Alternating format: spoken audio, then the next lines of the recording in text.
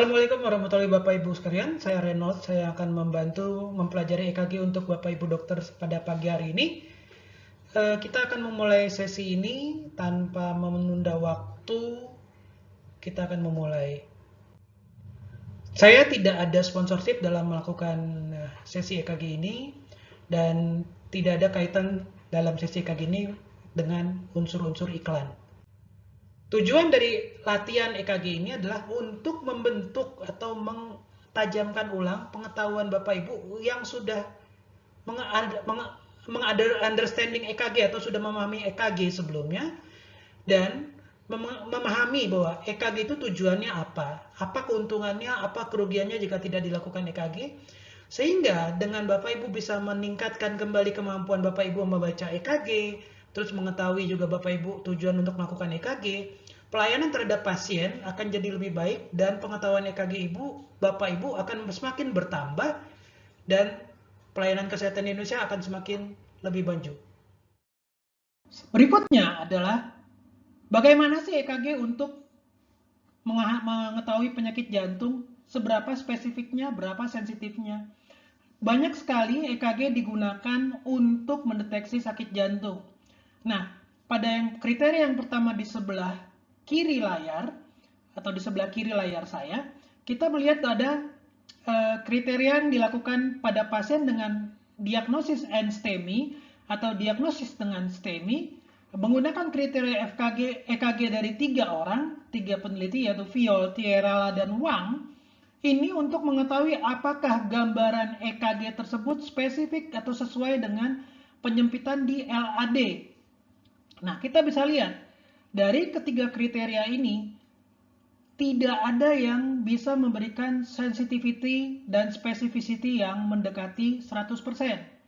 Yang paling bagus pun kalau untuk STEMI adalah punyanya Tierala sampai 96,2 dengan sensitivitas 86,7.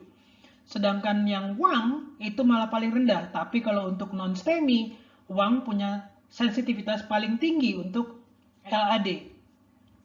Itu untuk gambaran penyakit jantung koroner. Bagaimana dengan dimensi ruang jantung?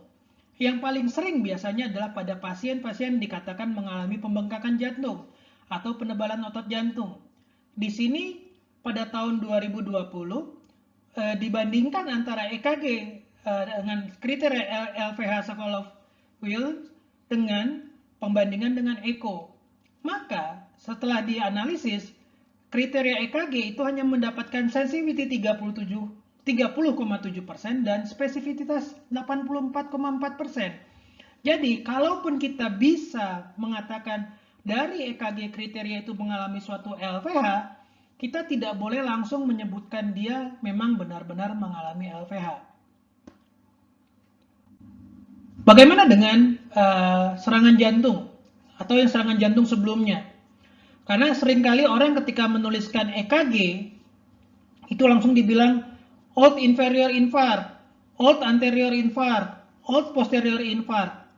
Nah, ada penelitian yang membandingkan antara ketepatan EKG diagnostiknya dibandingkan dengan cardiac MRI, dan didapatkan bahwa old inferior infarct atau old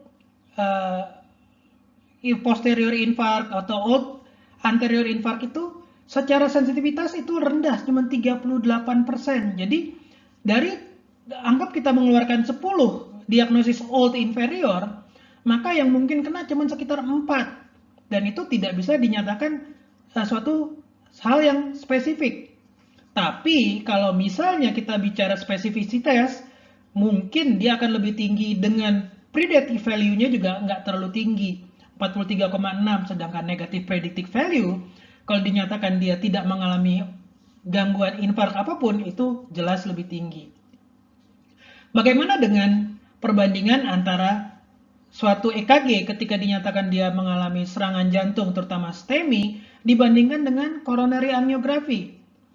Kita tahu nanti di belakang kita akan membahas mengenai posisi V1, V2, V3, V4.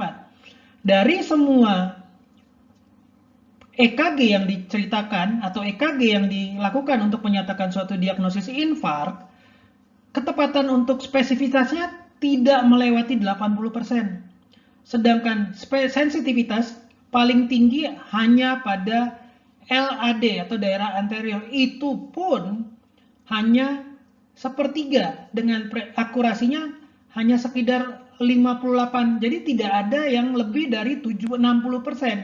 Jadi kalaupun misalnya kita menggunakan EKG dan langsung mendiagnosis bahwa itu sebagai suatu serangan jantung tanpa melihat keseluruhan, kita harus agak berhati-hati.